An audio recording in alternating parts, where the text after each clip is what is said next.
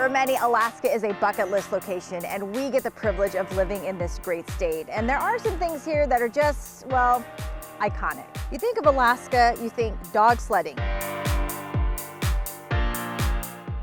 panning for gold. It's not magic, it's physics. And glaciers. Here are some of the iconic adventures we had this year as we went road tripping. Taking the view on top of Finger Mountain. We're starting just a few hours north of Anchorage in the climbing town of Talkeetna. Dave Allgood and Carly Schreck hit town, had ice cream and pizza, visited the Climbers Memorial, but first they did what your average tourist does. They greeted the mayor. It's a quiet community in the off-season, but as Dave Allgood and I road trip our way into Talkeetna, it's clear this town has woken up for the spring season. Welcome to Talkeetna! There's a lot to take in. The views of Denali, the authentically Alaskan shops and restaurants off Main Street, but an easy and necessary item to check off that to-do list. That's the mayor. The mayor. There you go. Are we allowed to pat him? Oh, yes. Is to pet the city's mayor.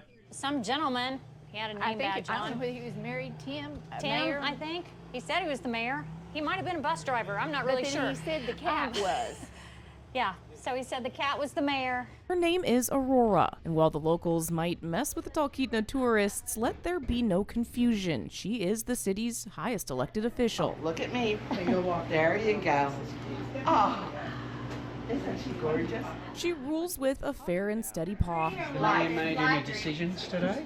From her offices here at Nagley's store. Thousands of people that come from thousands of miles away, even different countries, to come see her. And as soon as they come through the door, that's the first thing they ask is, where is the mayor? But small town politics is never without some small town drama, with whispers on these city streets.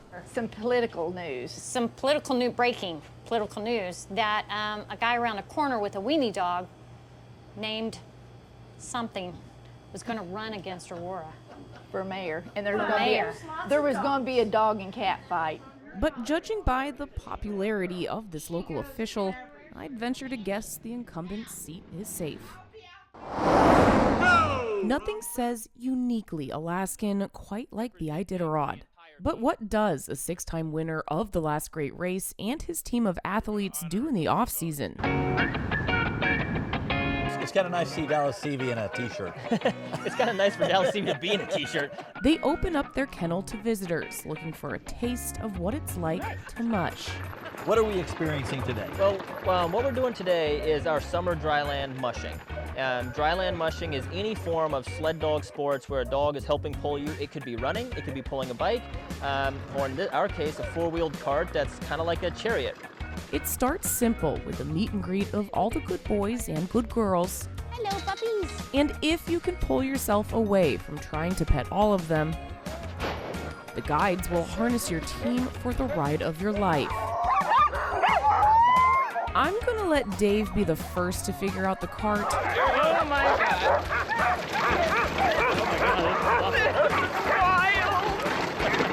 But he was a quick study.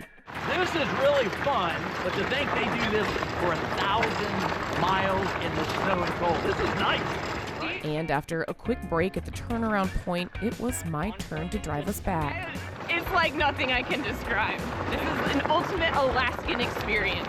This is totally Alaskan experience. And just being here with these dogs and see how hard they work, and they're just giving us a little taste. Check it out. It was genuinely impossible to wipe the smile off my face, and for some, it's been a dream of theirs for a really long time. It's a little emotional, I guess. That's been such an interesting reaction. I was teared up while I was doing it. It was just amazing. I love the dog. That exceeded my expectations. That was epic. You're from here and you were having giddy moments on the car. You're like, I've never done something like this. It was amazing. It was amazing. And the people here are amazing. The dogs, they would have pulled this like twice as fast. I mean, they would have. Yeah, but no, I think it's time for something else. It is clear how much that experience meant to our crew and the other visitors to the kennel. Pretty wonderful. Still ahead, what is more iconic than a glacier in Alaska? We go trekking and flight seeing with Beth, Aaron, and Lex. But first, we've been on dog sleds, and now we're hitting the rails.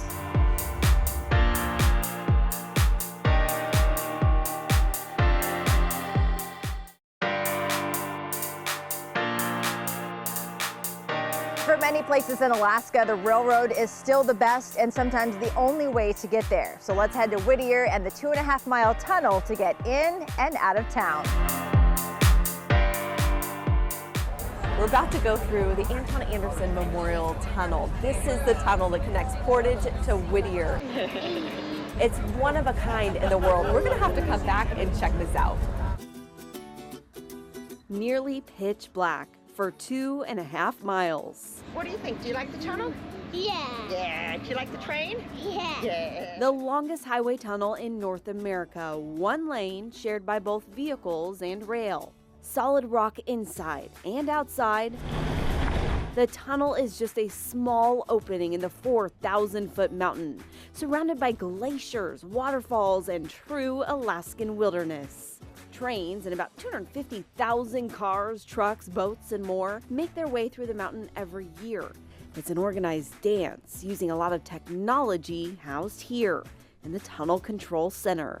Where all the magic takes place. Gordon Burton has been managing this facility for DOT for more than 20 years. He makes sure the tunnel runs smoothly day to day, while the tunnel operator keeps it running minute to minute, keeping a close eye with more than 24 cameras. He's looking for things that might affect safety, and he's looking how to organize the traffic to be the most efficient for the tunnel. This tunnel is the first in the world to use computerized regulation of both rail and highway traffic.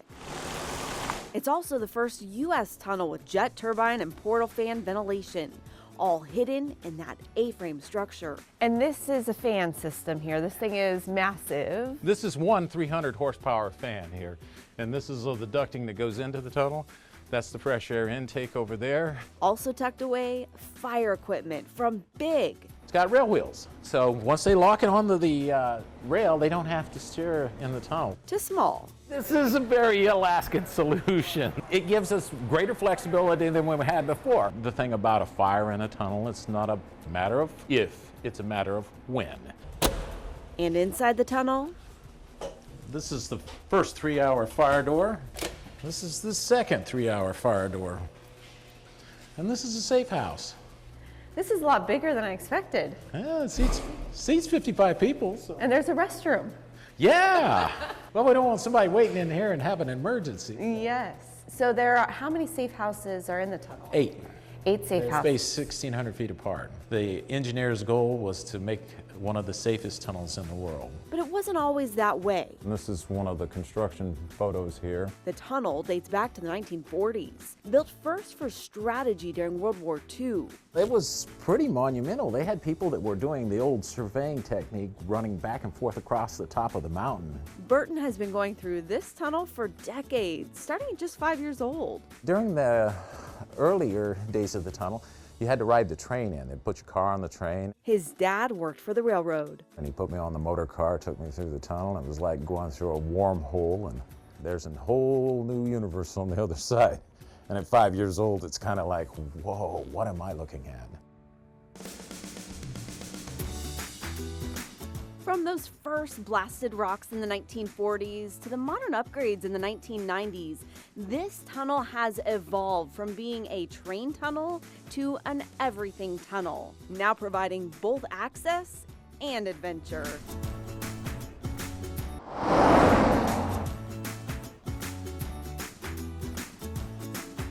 The Alaska Flag Stop train is the last of its kind in the country, where people can get on and get off pretty much wherever they want to. Welcome aboard Alaska Railroad. The Flag Stop train, also called the Hurricane Turn Train, serves people along the 56-mile route between Talkeetna and Hurricane Gulch. Welcome to Curry. Including a stop at the historic former town site of Curry. For many on board, the train is the only way to get where they need to go. They have recreational cabins. They're coming out to go rafting. They're coming out to go camping, fishing, hunting. and they just jump on with us, or they stand out at the side of the tracks, wave us down, and we pick them up and take them back in. So this is your granddaughter waiting to get picked up by the train? Yes. Mike Curry is spending time at the family homestead, mile 252. We've been up there almost 40 years. Robert Nelson is headed home. We're 239.5, and we're about a mile off the tracks.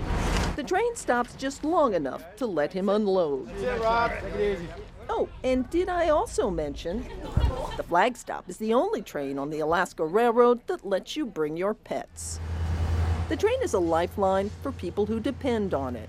I like riding on the train and looking at the woods. You see them? But it's also a unique experience for visitors. I kind of describe us as we're the hidden gem of the railroad. We don't have as many passengers as the other trains do, so they get more personal service. See those logs out there? Onboard supervisor Mary Sprague Eagles, swans, Sasquatch. loves to answer questions about wildlife. Oh, there she is. See her? And because the train doesn't hold to a tight schedule, If we see a moose or a bear, we're gonna back up and let those passengers see it. Because they're out here to experience nature in Alaska, and we wanna just give them the best time that they have. riding the rails on the flag stop train is a journey that anyone can enjoy. Well, there's just something about a whistle-stop train that just feels like iconic Alaska. When we come back, we're heading to interior Alaska, and like the first miners, we're in search of gold.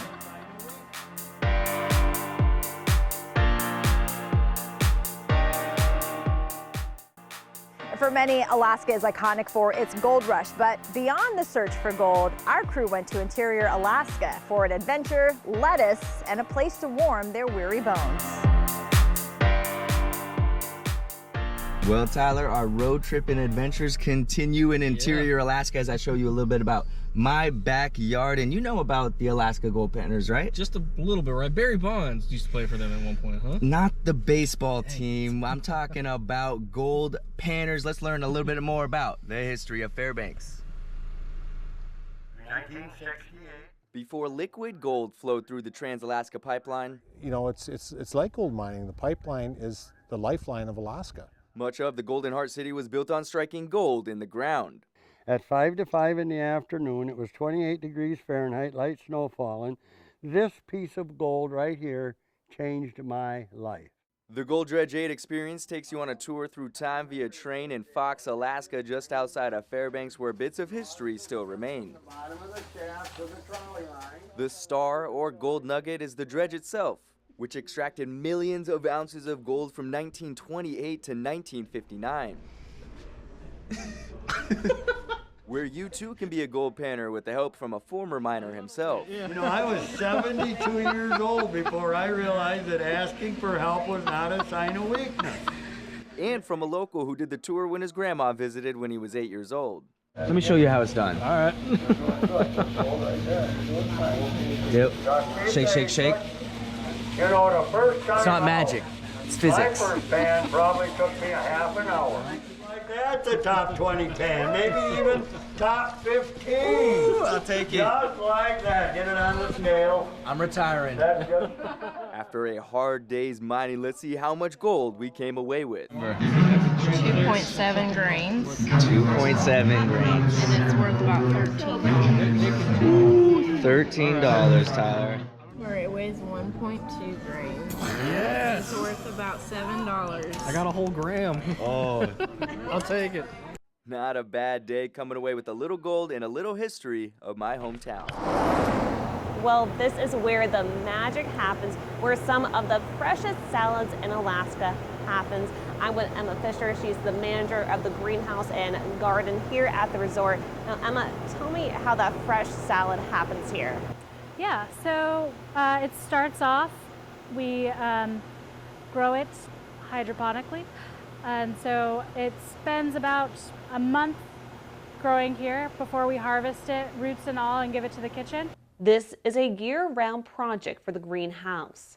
In the wintertime, Fisher says it takes up to 70 days for harvesting and up to 60 in the summer. allowing the kitchen to have fresh ingredients all year to feed their guests. And the difference in taste, Fisher says, is noticeable.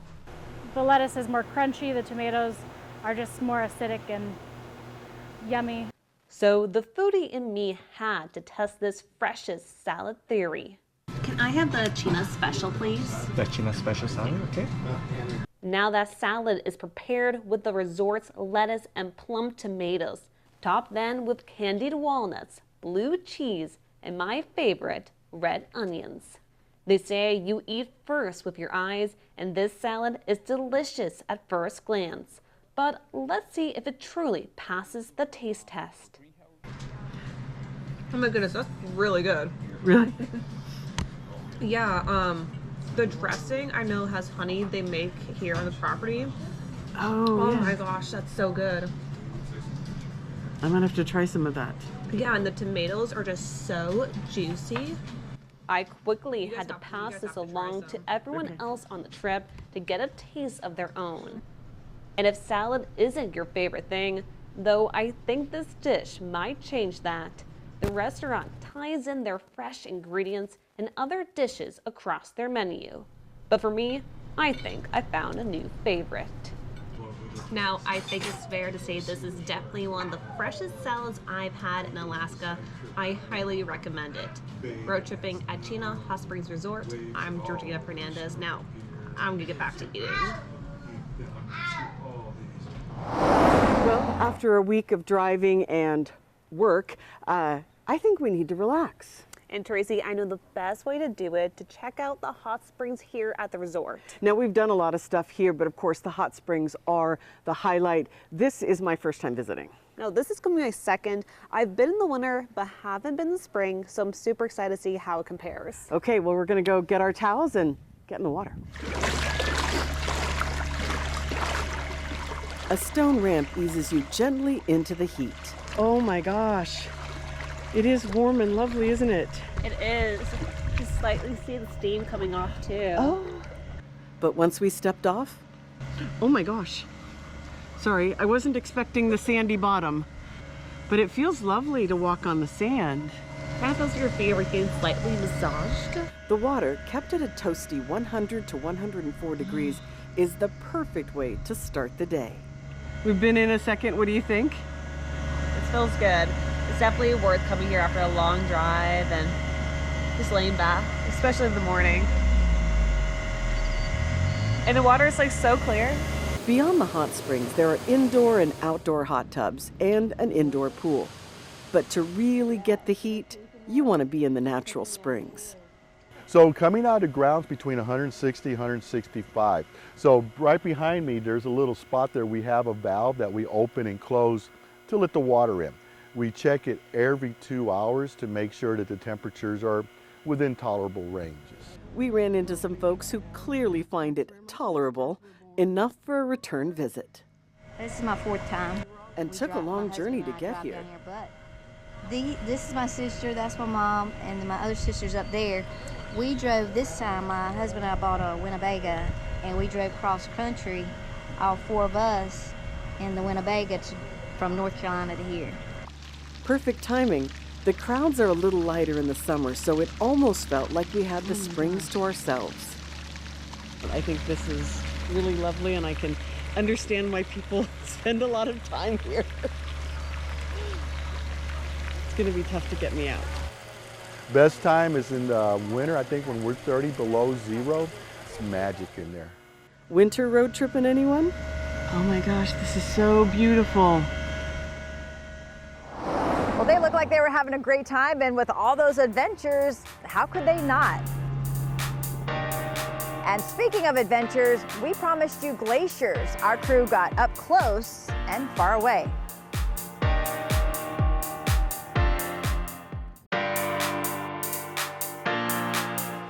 In our road trip and search for iconic Alaska, of course, we had to include glaciers.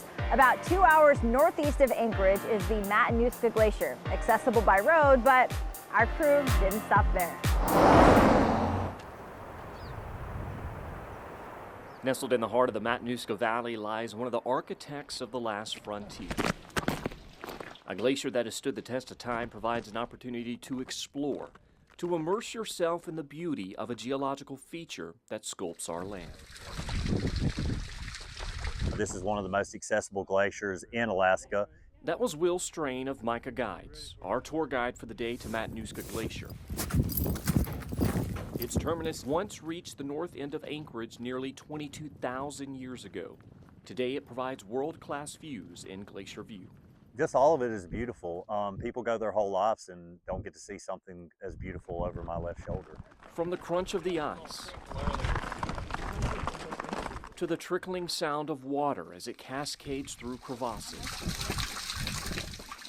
the glacier is alive and constantly shaping our world.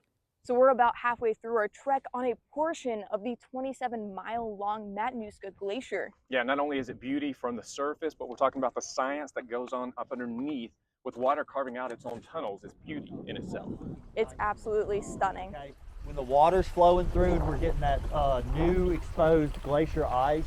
Day to day, the glacier is always providing new elements of surprise as it creeps along the valley floor at a glacial pace. As summer fades into winter, new snow will fall on the glacier, creating a canvas of opportunities to explore each season. And I can follow this waterway and I'm going to find a moulin. We are reaching the end of our brief trek on the Matanuska Glacier, but I have to tell you, I've been here before. It almost doesn't feel like it because this is always changing. That's the beauty of just coming out and seeing this glacier each and every year. Because the glacier is ever changing. There's always new features. It's a really beautiful thing to guide out here and see all the changes. So if you've come out here before, come back because there's definitely some new things that you can see. Ever changing as the water that flows through Matanuska Glacier creates new twists and turns to create a lifetime of memories. Well, we've already seen Matanuska Glacier from the ground, some beautiful, stunning views. How about we go to the sky? I mean, I'm ready. It's a little earlier than we planned, but I'm down. I think I'm excited too. All right, let's go.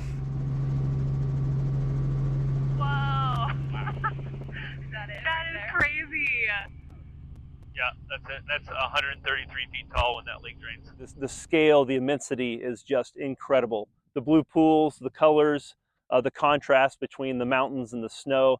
I mean, it's just, it usually overwhelms people. Oh my gosh, that is the most beautiful thing ever.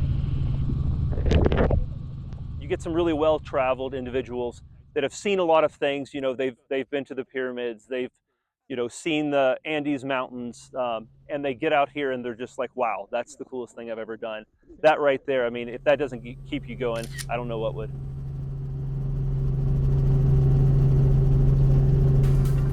We only had time to show you a few of the dozens of stories we did for our series this year. This is a good time for me to remind you to check out our Roadtrippin page on our website, alaskasnewssource.com, our free streaming platform, and our YouTube channel. Thanks for joining us as we went road tripping in search of iconic Alaska. We saw and did some exciting things, and of course, we met some amazing people. We'll see you down the road, Alaska.